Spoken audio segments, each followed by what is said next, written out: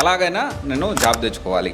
So నా target ఏంటి అంటే ఈ ₹1,00,000 అయిపోయే లోపల మా ఫ్రెండ్ స్విగ్గీ ఐడి తీసుకొని నైట్ పూట అయితే ₹70 60 ఎక్కువ వస్తాయి ఇన్సెంటివ్స్. ఫస్ట్ వర్కింగ్ నాది ఢిల్లీ. మా మదర్కి బైపాస్ సర్జరీ అయితే ఐఎమ్ ద పర్సన్ మొత్తం టేక్ కేర్ చేసి నా ఫ్యామిలీని ప్రొటెక్ట్ చేసుకోగలిగా, మా అమ్మ నేను బతికించుకోగలిగా. ఇంతకంటే సక్సెస్ అయినా ఏమైనా ఉంటుందా? 2025 బ్యాచ్ కూడా బయటకు వస్తుందన్న. 2022 పాస్డ్ అవుట్, నేను 23 పాస్డ్ అవుట్, లేకపోతే 21 పాస్డ్ అవుట్. ఇప్పుడు నేను హైదరాబాద్కి వచ్చి సాఫ్ట్వేర్ జాబ్ తెచ్చుకోవచ్చా? అయితే ఇప్పుడు దాని గురించి అంటే 2025 బయటకు వస్తే కంపెనీస్ ఎవరిని ఫ్రెష్గా కన్సిడర్ చేస్తాయనే విషయం మనం మాట్లాడుకుందాము. అండ్ దానికంటే ముందు నేను కూడా ఇదే సిచ్యువేషన్లో ఉండే 2016లో. అయితే అప్పుడు ఏంటి అంటే అన్ఫార్చునేట్లీ నాకు అప్పుడు మాకు కొంచెం ఫినాన్షియల్గా చాలా ఇబ్బందులు ఉండడం వల్ల నేను బీటెక్ చదువుతున్నప్పుడే నేను పార్ట్ టైం జాబ్ చేయాల్సిన పరిస్థితి ఏర్పడింది 4-1లో ఉన్నప్పుడు. అయితే అప్పుడు దాకా ఏంటి అంటే జనరల్గా చాలా మంది అడుగుతూ ఉంటారు కదా, బ్యాక్లాగ్స్ ఉంటే మళ్ళీ సాఫ్ట్వేర్ జాబ్ రాదా, లైఫ్లో సెటిల్ కావాలి, కెరీర్లో సెటిల్ కావని. జనరల్గా నాకు కూడా అప్పుడు 1-2 బ్యాక్లాగ్స్ ఉంటూనే ఉంటాయి. అండ్ ఇంకోటి వచ్చేసి M1 నన్ను కూడా బాగానే ఇబ్బంది పెట్టింది. ఫైనల్లీ ఎట్లా గట్లా కంప్లీట్ చేశాను, అది వేరే విషయం. సో చూసి రాశారా, చూడకుండా రాశారా అంటే ఎట్లా గట్లా రాశాను, కంప్లీట్ అయిపోయింది, లైఫ్లో సెటిల్ అయ్యాను. ఎట్లా రాస్తే ఏంటి, that is whole different story. అందరూ మైక్రో జెరాక్స్లు గుర్తుందా? బీటెక్ చదివే వాళ్ళందరికీ, నాకు తెలిసి మా వాళ్ళకి అందరికీ గుర్తే ఉంటుంది. ఆ మైక్రో జెరాక్స్లు పర్ఫెక్ట్గా ఎలా వాడాలో నాకు కూడా బాగానే తెలుసు. కొంత టాపిక్స్ ప్రిపేర్ అయ్యేవాడిని, ఓవరాల్ కంటెంట్ ప్రిపేర్ అయ్యేవాడిని, అండ్ మైక్రో జెరాక్స్ల మీద కూడా డిపెండ్ అయ్యేవాడిని నేను, కాదనట్లేదు. సో ఇది ఎందుకు చెప్తున్నానంటే ఇప్పుడు నేను మైక్రో జెరాక్స్లు పెట్టాను, మీరు అందరు కూడా పెట్టండి అని కాదు. కానీ అంటే అప్పుడున్న సిచ్యువేషన్లో ఏదైతే ఈ విషయాలు అంటే ఈ బ్యాక్లాగ్స్ ఉన్నాయి, లేదా నాకు ఇంకా కెరీర్ సెట్ కాలేదు అనుకునే వాళ్ళకి ఒక బూస్టింగ్ పాయింట్ లాగా నేను చెప్తున్నా. అందరిని ఐఎమ్ నాట్ ఎంకరేజింగ్, మళ్ళీ మీరు ఎంకరేజ్ చేస్తున్నారు అనుకోవద్దు. అయితే సో అట్లానే అన్ఫార్చునేట్లీ అప్పుడున్న డబ్బులు ఇబ్బందితో పార్ట్ టైం జాబ్ చేయాల్సి వచ్చింది 4-1లో. ఆ జాబ్ చేస్తూ జనరల్గా ఏంటి అంటే 1 or 2 బ్యాక్లాగ్స్ ఉండేవి. ఈ పార్ట్ టైం జాబ్ చేయడం వల్ల 4 సబ్జెక్టులు ఎగిరిపోయినాయి 4-1లో. 4 సబ్జెక్టులు ఫెయిల్, 2 సబ్జెక్టులే పాస్ అయ్యాను. తర్వాత 4-2కి వచ్చింది. అంటే 4-2కి వచ్చింది. ఆ 4-2లో ప్రాజెక్టు ఇవన్నీ ఉంటాయి కదా, మీరు అందరికీ తెలుసు కదా. సో ఆ ప్రాజెక్ట్ కూడా మనం ఎలా చేస్తాం, మన చిన్న కాలేజీ కాబట్టి మన ప్రాజెక్ట్ ఎలా చేస్తాం ఏంటి అనేది మీ అందరికీ బాగా తెలుసు. అయితే ఇక్కడ అయిపోయిన తర్వాత ఒక 3 సబ్జెక్టులు ఉండిపోయినాయి. నేను R10 బ్యాచ్ నాది, R10 JNTU, R10 రెగ్యులేషన్ నాది. అయితే అప్పుడు మాకేంటంటే ఒక 2 సబ్జెక్టులు మనకి వదులుకోవడానికి అవకాశం ఉండేది. 2 subjects, any 2 subjects overall BTech మొత్తంలో కూడా పాస్ కాకపోయినా కానీ మనకి సర్టిఫికేట్ అని వస్తుంది, అది వదులుకోవడానికి మాకు ఆప్షన్ ఉండేది. సో ఫైనల్లీ బీటెక్ అయిపోయింది. బీటెక్ అయిపోయిన తర్వాత కూడా నాకు 4 సబ్జెక్టులు ఉన్నాయి. 4 సబ్జెక్టులు ఇంకా పెండింగ్లో ఉంటే అది కూడా మళ్ళీ మన ఎంత బ్యాడ్ లక్ అంటే మనది ఎట్లుంటుంది అంటే అప్పుడు దాకా ఏ కాలేజీలో ఆ కాలేజీలోనే ఎగ్జామ్స్ జరిగాయి. మనకు మాత్రం ఏంటంటే ఆ లాస్ట్ R13 బ్యాచ్ వచ్చిన తర్వాత R13 రెగ్యులేషన్ వచ్చింది. తర్వాత ఏంటంటే ఈ జంబ్లింగ్ జరిగింది. అంటే మన ఒక కాలేజీ ఇంకో కాలేజీలో వెళ్ళి ఎగ్జామ్ రాయాలి. సరేలే వాళ్ళని బదిలాడుకొని ఎట్లకట్లా బయట కంప్లీట్ చేసి ఏదో ఒక చిన్న ఉద్యోగం వస్తలే అనుకుంటే ఆబ్వియస్లీ కాలేజ్ మారేది. సో అక్కడ స్ట్రిక్ట్ అయిపోయింది. సరే మళ్ళీ ఎట్టో ఒకటి తంటాలు పడి కష్టపడి కొంత నేర్చుకొని, కొంత భగవంతుడి దయ, కొంత మైక్రో జెరాక్స్ల దయ, సో మొత్తానికి ఎట్టకేలకు మంచి పర్సంటేజ్తో ఒక 68-69% తోటి మెకానికల్ ఇంజనీరింగ్ అనేది కంప్లీట్ చేశాను. కంప్లీట్ చేసి ఇదంతా అయ్యేసరికి జూన్ అయింది. నాకు అయిపోయిన తర్వాత హైదరాబాద్ వచ్చి కోర్స్ నేర్చుకుందామంటే నా దగ్గర డబ్బులు లేవు. మా నాన్న అప్పుడు ఉన్న పరిస్థితుల్లో హైదరాబాద్కి వెళ్ళాలి అంటే, హైదరాబాద్కి వచ్చి కోర్స్ నేర్చుకోవాలి అంటే ఛార్జీలకు ఒక ₹1000 అయినా కానీ ఒక 600-500 టికెట్ ఉండేది. అప్పుడు 400-500-600 ఆ రేంజ్లో ఉండే టికెట్. అండ్ 500 టికెట్ వేసుకున్నా కానీ తర్వాత ఇక్కడికి వచ్చి లేదన్నా ఒక ₹1000 అవుతుంది. ₹1000. ఆ తర్వాత హైదరాబాద్ రావడం సమస్య కాదు, హైదరాబాద్లో ఉండడం సమస్య, హైదరాబాద్లో కోర్స్ నేర్చుకోవడానికి సమస్య. ఎందుకంటే డబ్బులు లేవు. హైదరాబాద్ వచ్చి ఒక చిన్న హాస్టల్లో ఉండాలన్నా కానీ మేము ఉన్నప్పుడు అమీర్పేటలో 2500-3000 కూడా హాస్టల్స్ ఉండేవి. 3000 అంటే అప్పుడు కొంచెం ఒక 10 years 8 years 7 years బ్యాక్ కొంచెం ఎక్కువ పెద్ద అమౌంట్ మాకు. అయితే తర్వాత కోర్స్ నేర్చుకోవాలంటే 10-15 వేలు అవుతుంది. సో ఎప్పుడు జాబ్ వస్తుంది అనేది తెలియదు మనకి, అంటే డబ్బులు లేవు. అంటే హైదరాబాద్ రావడానికి మంత్లీ నా మెయింటెనెన్స్ అంటే నేను ఒక కోర్సు ఒక 10-15 వేలు 20,000 కోర్స్ నేర్చుకుంటే నెలకి ఒక 3,000-3,500 హాస్టల్ ఫీజు పెట్టుకుంటే ఇంకో ₹1,000-1,500 జాగ్రత్తగా ఖర్చు పెట్టుకుంటే, బయట ఎక్కువ తినకుండా అవసరమైనప్పుడే మనం ఆదివారం తినలేము, ఉప్మా ఏదో పెడతా ఉంటారు, అస్సలు బాగోదు. అది మనం తినలేనప్పుడు లేకపోతే ఇంకెప్పుడన్నా మనం తినాలనిపించినప్పుడు ఒక 1,000-1,500 అంటే నేను హైదరాబాద్లో ఉండాలంటే 20,000 ప్లస్ నెలకి 5,000. ఎప్పటి వరకు? జాబ్ వచ్చే వరకు. జాబ్ ఎప్పటి వరకు వస్తుంది తెలియదు. సో ఇదంతా పరిస్థితుల్లో మా నాన్న నాకు 35,000 నాకు ఇచ్చి హైదరాబాద్లో కోర్స్ నేర్చుకోవడానికి పంపించలేని ఇబ్బందుల్లో మా ఫ్యామిలీ ఉంది. అయితే దానికోసం నేను 6 మంత్స్ ఆగాల్సి వచ్చింది. ట్రస్ట్ మీ, ఆ టైంలో ఎన్ని అవమానాలు ఎదుర్కొన్నానంటే, ఎంత ఇన్సల్టింగ్ అంటే, అరే బీటెక్ చేసిండు, ఖాళీ తిరుగుతున్నాడు, అసలు ఈ సబ్జెక్టులు అయ్యాయా, అవ్వకుండానే ఈడ ఊరికి అయినాయి అని ఇక్కడెక్కడ తిరుగుతూ ఉన్నాడు, ఇంకెప్పుడు సెటిల్ అవుతాడు, అందరూ వెళ్ళిపోయి జాబులు చేసుకుంటూ అది ఇది చేసుకుంటా ఉన్నారు, నువ్వెప్పుడు సెటిల్ అవుతావు, ఇంకా తిని తిరగడమేనా, ఊర్లోనే ఉంటావా, నీ బతుకు ఇక్కడేనా. చాలా అవమానాలు మా రిలేటివ్స్ కానీ, అంటే మన ముందు అనకపోయినా కొంతమంది, అందరూ కాదు, కొంతమంది రిలేటివ్స్ వాడికి గాలికి దిగుతూ ఉంటాడు, వాడికి అంత సీన్ లేదు, అయిపోయింది బీటెక్లో వాడేదో వానాకాలం చదువు ఎందుకు పనికి వస్తుంది ఆ చదువు. అన్ఫార్చునేట్లీ అట్లా అందరూ కూడా మాట్లాడుకుంటూ ఉన్నారు. 6 నెలలు గడిచిపోయినాయి. ఉదయాన్నే లేవడం, అప్పుడు మనకి ఆన్లైన్లో కోర్స్ నేర్చుకోవాలి ఫ్రీగా, ఇంత యూట్యూబ్ రిసోర్సెస్ కూడా అప్పుడు మనకి లేవు. ఊర్లో ఉన్నాగా నాకు ఇంటర్నెట్ ఉంటే నేనే ఏదైనా నేర్చుకోవచ్చు అనే కాన్సెప్ట్ కూడా లేదు, అది కూడా లేదు. అంత ఫ్రీగా, అంత యూట్యూబ్ ఇంకా అంత పాపులర్ కాలే, అంత ఫ్రీగా కోర్సులు ఎక్కడ అవైలబిలిటీ లేవు. అండ్ ఉడేమీలో నేర్చుకుందామంటే అంత ఇంగ్లీష్ మనకు రాదు, మనకు చాలా బేసిక్ ఇంగ్లీషు. సో ఎందుకంటే నేను చిన్నప్పటి నుంచి వచ్చాను కాబట్టి చాలా బేసిక్ ఇంగ్లీష్ వచ్చు. అండ్ అంటే మా అవతలలో చెప్పేది incoming okay, out going not okay. అట్లా ఉండేది అనమాట. సో ఇప్పుడు నేను ఫ్లూయెంట్ ఇంగ్లీష్ అంటే, నేను ఇంగ్లీష్ టీచర్ని కాదు, నాకేం ఫ్లూయెంట్ ఇంగ్లీష్ అవసరం లేదు. సో ఐఎమ్ హ్యావింగ్ ఇప్పుడు ఉన్న సిచ్యువేషన్లో మంచి లైఫ్ స్టైల్ నాది ఉంది. అండ్ ఐఎమ్ డూయింగ్ ఎనఫ్ అనమాట. పెద్ద పెద్ద వాళ్ళతో, చాలా బిగ్ పర్సనాలిటీస్తో నేను మీట్ అవుతూ ఉంటాను. సో ఇట్స్ ప్రజెంట్ ఉన్న సిచ్యువేషన్లో ఎండా టచింగ్ అన్నట్టు అంత ఇంగ్లీష్ నాకు రాకపోయినా, ఐఎమ్ మేనేజింగ్ వాట్ ఎవర్. నేను ఏదైనా కానీ నాకు ఉన్న దాంట్లో మేనేజ్ చేసుకుంటున్నాను. అండ్ ఇప్పుడు అవుట్ గోయింగ్ మరీ ఫాస్ట్ కాకపోయినా కొద్దిగా ఉంది అవుట్ గోయింగ్. ఓకే, సో నేను ఇదంతా మీకు ఎందుకు చెప్తున్నానంటే, ప్రోక్రాస్టినేషన్ అనే పాయింట్ గురించి నేను ఇదంతా కూడా చెప్తా ఉన్నాను. ఇట్ డజంట్ మీన్ దట్ నేను నా గురించి చెప్పడం కాదు. సో ఇది అర్థం చేసుకోండి, సిచ్యువేషన్ ఏంది అనేది అర్థం చేసుకోండి. సో ఆ సిచ్యువేషన్లో 6 మంత్స్ తర్వాత మా నాన్న ఎట్లా కొట్లా వేరే వాళ్ళని ₹1,00,000 అప్పటికి తీసుకొని, నాకు అందులోకి మనం ఈ టైంలో ఖాళీగా ఉండగా ఎలాగైనా జాబ్ రావాలి, సో బ్యాక్ డోర్లో వెళ్దామని చెప్పి నేను ఆ రోజు డబ్బులు కట్టడం జరిగింది. ఇప్పుడు మనం అడిగింది ఏంటి అంటే, ఎలాగైనా నేను జాబ్ తెచ్చుకోవాలి, ఎలాగైనా నాకు జాబ్ రావాలి, జాబ్ ఇప్పించండి అని అడిగాను. ఏం నేర్చుకోవాలనేది అప్పుడు నాకు ఒకరిద్దరు చెప్పారు, ఇది నేర్చుకో బాగుంటుందని చెప్పారు. కానీ నాకు అర్థం కాలే, ఇదేంది ఇది నేర్చుకోమని చెప్తున్నారు, జాబ్ అడిగితే మా వాళ్ళు ఏడవుతుంది అని అనుకున్నా.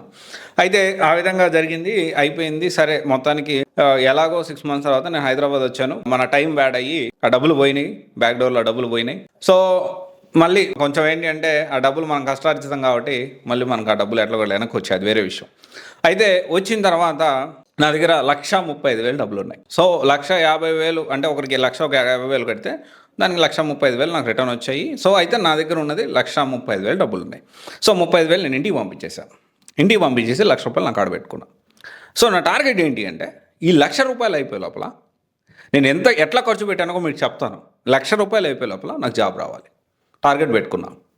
అండ్ నాకు తెలీదు నేను ఏ కోర్స్ నేర్చుకోవాలో తెలియదు, ఏం చేయాలో నాకు తెలియదు. బట్ ఏంటంటే ఈ ₹1,00,000 అయిపోయే లోపల నేను జాబ్ తెచ్చుకోవాలి, ఇంట్లో వాళ్ళ మీద డిపెండ్ అవ్వడం ఆపేయాలి అని చెప్పి నేను ఆ రోజు ఆలోచించి, సో ఇక్కడ మన ఫ్రెండ్ వచ్చేసి, అరే నువ్వు డిజిటల్ మార్కెటింగ్ జాయిన్ అవ్వరా, వాళ్ళ చెల్లిని కూడా జాయిన్ చేస్తూ నువ్వు డిజిటల్ మార్కెటింగ్ జాయిన్ అవ్వు అని చెప్పి వాళ్ళ చెల్లితో పాటు నన్ను కూడా జాయిన్ చేయించడం జరిగింది. సో అప్పుడు నా జర్నీ స్టార్ట్ అయింది. అండ్ ఫస్ట్ 22,000 పెట్టి బైక్ కొన్నా. Okay, Pulsar second hand bike కొన్నా. ఒక 25,000 26,000 పెట్టి ల్యాప్టాప్ కొన్నా. మా ఫ్రెండ్ తీసిచ్చాడు. అది కూడా ఏంటి అంటే, మా ఫ్రెండ్ రిలయన్స్లో పనిచేసేవాడు, మా ఊర్లోనే, కందుకూరులోనే. వాడు డిస్కౌంట్ అది ఇది కూపన్స్ అవి అప్లై చేసి ఒక 33,000 32,000 ల్యాప్టాప్ని నాకు 26,000 వాడు పంపించాడు వాడి దగ్గర ఉండి. అండ్ తర్వాత వచ్చేసి ఇంకా నా దగ్గర ఎంత ఉన్నాయి, ఇప్పటికే ఆల్రెడీ 56,000 57,000 అయిపోయినాయి. అండ్ తర్వాత వచ్చేసి కోర్స్కి నేను 23,000 కోర్సు కట్టా. డిజిటల్ మార్కెటింగ్ స్కూల్ అని మనకి మాదాపూర్లో ఉంటుంది, డిజిటల్ మార్కెటింగ్ ఏజెన్సీ. అది ఆ కంపెనీ CEO కానీ, డైరెక్టర్ కానీ, శంకర్ సార్ కానీ అండ్ కళ్యాణ్ సార్ కానీ ఇప్పటికీ టచ్లో ఉంటారు, 2 సార్లు. ఫస్ట్ నాకు ఇట్లా చేస్తే బాగుంటుంది అనుకో, ఇన్స్పైరింగ్ స్టోరీస్ నేను దగ్గర నుంచి వాళ్ళ స్టోరీస్, వాళ్ళ లైఫ్ స్టైల్ని ఇదంతా నేను చూసే నేను కూడా ఒక ఎంటర్ప్రెన్యూర్ కావాలి అని ఆ రోజు డిసైడ్ అయ్యాను నేను. సో అయితే 57,000 ప్లస్ 23,000, 57 ఒక 30 80,000. సో ఇంకా నాకు మిగిలింది 20,000 మాత్రమే. సో నా 20,000 అయిపోయే లోపల నేను జాబ్ తెచ్చుకోవాలి, నా టార్గెట్. అంటే జాబ్ తెచ్చుకోవాలి and at the same time ఇంట్లో వాళ్ళ మీద డిపెండ్ కాకూడదు. నేను నవంబర్లో వచ్చాను, అక్టోబర్ నవంబర్ ఆ టైంలో హైదరాబాద్ వచ్చాను. సో ఆ తర్వాత డిసెంబర్లో ఏమో ఇదే టైంలో డిసెంబర్లోనే జాయిన్ అయ్యాను నేను. అయితే క్లాస్లో మా దగ్గర దాదాపు 15+ ఏమో స్టూడెంట్స్ ఉండేవాళ్ళు. అందరికంటే కూడా అంటే టార్గెట్ 20,000. ఈ 20,000 అయిపోయే లోపల నేను జాబ్ తెచ్చుకోవాలి, 20,000 అయిపోయి నేను జాబ్ తెచ్చుకోవాలి. నేను క్లాసులు వినేవాడిని, at the same time job సంగతి చూసుకునేవాడిని. అండ్ 1 వీక్ 10 డేస్ తర్వాత నుంచే, ఫస్ట్ 10 డేస్ తర్వాత నుంచే నేను ఇంటర్వ్యూస్ అటెండ్ అవ్వడం స్టార్ట్ చేశాను. చిన్న చిన్న కంపెనీ 3000 ఉద్యోగం అయినా కానీ సన్ సిటీ దాకా వెళ్ళాను. నేను మాదాపూర్ నుంచి సన్ సిటీ దాకా 3000 ఇంటర్న్గా నాకు జాబ్ ఇస్తాను అంటే ఆ ఇంటర్వ్యూ అటెండ్ అవ్వడం కోసం నేను ఇక్కడి నుంచి, నా దగ్గర ఉన్న చాలా తక్కువ డబ్బులు, 20,000 అంటే చాలా తక్కువ కదా, అయిపోతూ ఉన్నాయి, రోజు రోజుకి అయిపోతూనే ఉంటాయి. ఒకరోజు బండి తీస్తే ఏముంది, 50 రూపాయలు 60 రూపాయలు అయిపోయా, పెట్రోల్ అయిపోతుంది. సో అక్కడి నుంచి అయినా కానీ నేను అక్కడ ఎందుకు వెళ్ళానంటే ఇంటర్వ్యూ ఎక్స్పీరియన్స్ కోసం. వాడు ఇచ్చేది 3,000, కానీ అసలు ఏం క్వశ్చన్లు అడుగుతాడు, 3,000 జీతం అంటున్నాడు, ఇంటర్న్ అంటున్నాడు, అసలు ఏంటి, ఇలా చాలా ఇంటర్వ్యూస్ అటెండ్ అయ్యాను. మా బ్యాచ్లో ఫస్ట్ జాబ్ వచ్చింది నాకే. ప్యాకేజ్ ఏం ఎక్కువ రాలేదు, 6,000 ఫస్ట్ జీతం నాది, 6,000 చెప్తున్నాను. అండ్ ప్యారలల్గా నైట్ పూట ఇంట్లో వాళ్ళు డిపెండ్ కాకూడదు. ఓకే, ఫస్ట్ నాకు జాబ్ ఇంట్లో వాళ్ళ మీద డిపెండ్ కాకూడదు. నేనేం చేశాను, మా ఫ్రెండ్ స్విగ్గీ ఐడి తీసుకొని నైట్ పూట అయితే 70 రూపాయలు 60 ఎక్కువ వస్తాయి ఇన్సెంటివ్స్. ఆఫ్టర్ 10:30 ఇన్సెంటివ్స్ ఎక్కువ వస్తాయి స్విగ్గీలో. ఇన్సెంటివ్స్ ఎక్కువ వస్తాయని రాత్రి పూట ఒక 4-5 ట్రిప్పులు, ఆ ట్రిప్పులు అంటే 5-6 మందికి అట్లా డెలివరీ చేసి, సో నైట్ పడుకొని మళ్ళీ పొద్దున్నే అట్లా ఆఫీస్కి వెళ్ళి అట్లా నా కెరియర్ని స్టార్ట్ చేసి, నేను ఎవ్రీ టైం ఎప్పటికప్పుడు అప్డేట్ అవుతూ డిజిటల్ మార్కెటింగ్తో కెరియర్ స్టార్ట్ చేశాను. తర్వాత గ్రాఫిక్ డిజైనింగ్ నేర్చుకున్నాను, గ్రాఫిక్ డిజైన్ మీద వర్క్ చేశాను. తర్వాత వచ్చేసి ఈ జావా నేర్చుకుందామని ట్రై చేసిన వల్ల కాలేదు. తర్వాత వచ్చేసి పైథాన్ ఫుల్ స్టాక్ దాని మీద నేర్చుకున్నాను. అండ్ డీప్ నాలెడ్జ్ అయితే నేను డీప్ నాలెడ్జ్ అవసరం లేకపోయింది నాకు. ఆ తర్వాత నేను జాబ్ చేసేటప్పుడు 13 మంది 14 మందిని ఫ్రీలాన్స్ ఆల్ ఓవర్, ఇప్పటికి కూడా నాకు ఫ్రీలాన్స్ టీమ్ ఉంది ఎంటైర్ ఇండియా. ఢిల్లీలో కూడా నేను వర్క్ చేశాను. లాస్ట్ ఢిల్లీలో ఆర్గేషియా అంటే ఒక సిస్టమ్తో నేను వర్క్ చేయడం జరిగింది. లాస్ట్ వర్కింగ్ నాది ఢిల్లీ. అయితే అంటే నేను ఎక్కువ చేశానని చెప్పట్లేదు, నేను అక్కడ వర్క్ చేసింది మోస్ట్లీ 3 months వర్క్ చేశాను. నేను చాలా కంపెనీస్ మారాను. అన్నిట్లో కూడా ఏంటి అంటే మేజర్గా నేను I'm very good at digital marketing. So నేను ఇదంతా అండ్ తర్వాత గ్రాఫిక్ డిజైనింగ్ అండ్ దీంట్లో కూడా ఏంటి అంటే I have knowledge, very good knowledge, ఎలా చేయొచ్చు ఏంటి అనేది మంచి నాలెడ్జ్ అయితే ఉంది. అయితే ఇదంతా నేను ఎందుకు చెప్తున్నానంటే, ఆ రోజు నా బ్యాక్లాగ్స్ ఉన్నాయి. నేను ఎక్కడ ఆగిపోయినా కానీ నా లైఫ్ అక్కడ ఆగిపోయేది కదా. బ్యాక్లాగ్స్ ఉన్నాయి, నాకు జాబ్ వస్తుందా అనుకున్నాను. అన్ఫార్చునేట్ ఆర్ ఫార్చునేట్, మా క్లాస్లో ఎంతమంది ఉన్నారో అంతమంది కంటే కూడా I'm in a better position now. అంటే 86%, 87% ఆల్మోస్ట్ టాపర్ వచ్చిన వ్యక్తి ఇన్కమ్ కంటే, అతని పొజిషన్ కంటే నా పొజిషన్స్ 500 times బెటర్గా ఉన్నా నేను. ఓకే, అండ్ తర్వాత వచ్చేసి కాన్ఫిడెంట్గా ఉంటాను. నేను ఏ పని చేసినా కాన్ఫిడెంట్గా చేస్తే, ఏం నేర్చుకున్నా కాన్ఫిడెంట్గానే వెళ్తా. అండ్ తర్వాత వచ్చేసి నాకు ఇంగ్లీష్ రాదని నేను ఆగిపోలేదు. అందుకని చాలామంది ఇక్కడ ఆగిపోతూ ఉంటారు. నేను డబ్బులు లేవని ఆగిపోలా, డబ్బులు వచ్చే వరకు వెయిట్ చేశా. ఇప్పుడున్న తెలివి అప్పుడు నాకు ఉంటే నేను ఇంకా బెటర్గా చేసేవాడినేమో అనుకుండేవాడిని. డబ్బులు వచ్చే వరకు వెయిట్ చేసి, డబ్బులు పోయినా మళ్ళీ బాధపడకుండా జాగ్రత్తగా దాన్ని ఎలా మనం చేసుకోవాలి అని చెప్పి నేను చేసుకున్నా. అండ్ నాకు ఎవరు సపోర్ట్ చేయలేదు. నాకు హైదరాబాద్కి వచ్చిన తర్వాత మా ఫ్రెండ్స్ ఒక 2-3 అరే నువ్వు ఇట్లా చేయని గైడ్ చేశారు. సో అది మనం సపోర్ట్ అనుకోవచ్చు. ఇప్పుడు గైడ్ చేసే వాళ్ళు లేరంటే ఉన్నారు. మనకేంటంటే ఆ గైడ్ మనం అర్థం చేసుకోవాలి.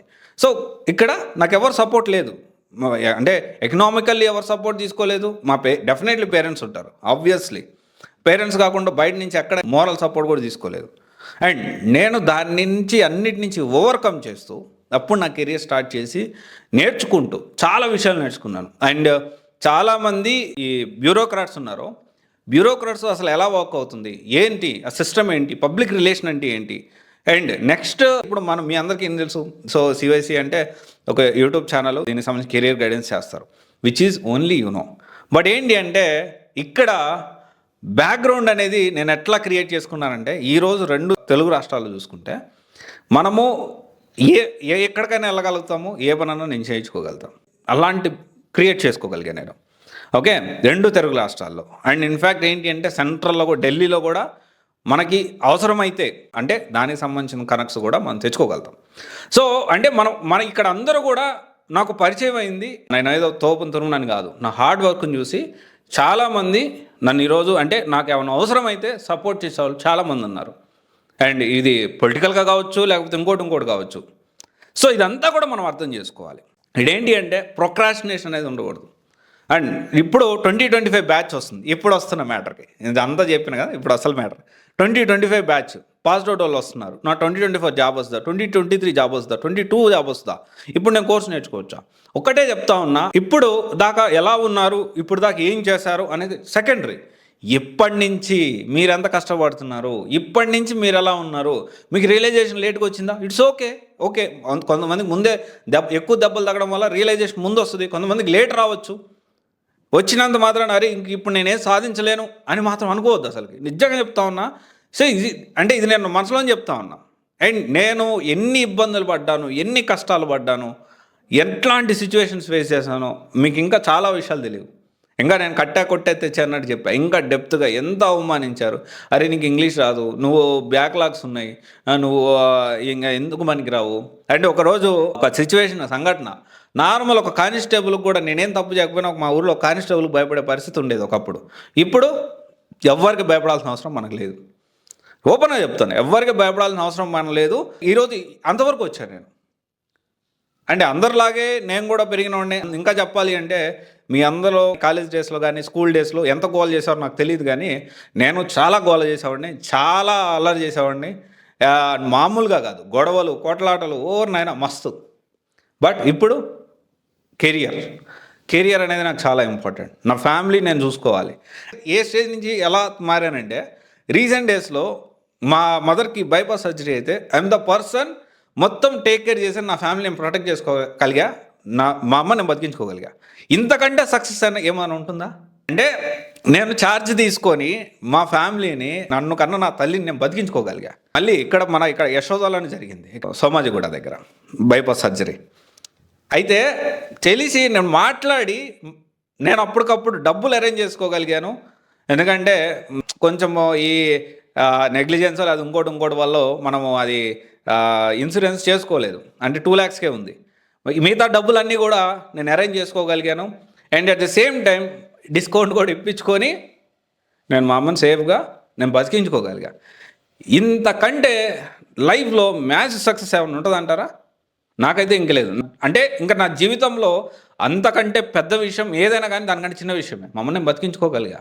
నేను లైఫ్లో సక్సెస్ అయ్యి నా కెరీర్లో సెటిల్ అయ్యి మా అమ్మని నేను సపోర్ట్ చేసుకొని నా ఫ్యామిలీని నేను ఇబ్బంది పడకుండా నేను నిలబెట్టుకోగలిగా. అంతకంటే లైఫ్లో ఏం సక్సెస్ ఉంటుంది చెప్పండి? హైదరాబాద్ వచ్చి లైఫ్లో ప్రోగ్రెస్ అవుతున్న టైంలో కూడా ఒక పెద్ద దెబ్బ తగిలింది, కోలేని దెబ్బ తగిలింది. బట్ మళ్ళీ నేను నిలబడ్డా. నేను ఒకటే, కాకపోతే ఏంటి అంటే మళ్ళీ దెబ్బలు తగలవా అంటే 100% తగులుతాయి. కుట్రలు కూడా జరుగుతున్నాయి.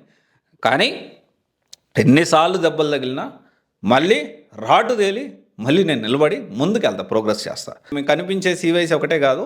So I'm doing lot of work. అది స్లోగా ఇప్పుడే నేను బయటపెట్టదలుచుకోలేదు. సో అది ఏ లెవెల్లో ఉండబోతుందంటే నేను ఓపెన్గా చెప్తా ఉన్నా.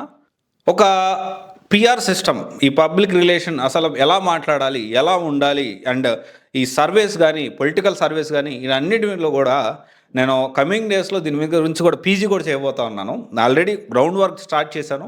కమింగ్ డేస్లో నాకు ఆల్రెడీ సీట్ కూడా కన్ఫర్మ్ అయింది. సో కన్ఫర్మ్ అయినప్పుడు మీకు అప్డేట్ చేస్తాను. అది వెరీ గుడ్ న్యూస్. నా లైఫ్లో నెక్స్ట్ ప్రోగ్రెస్ అది.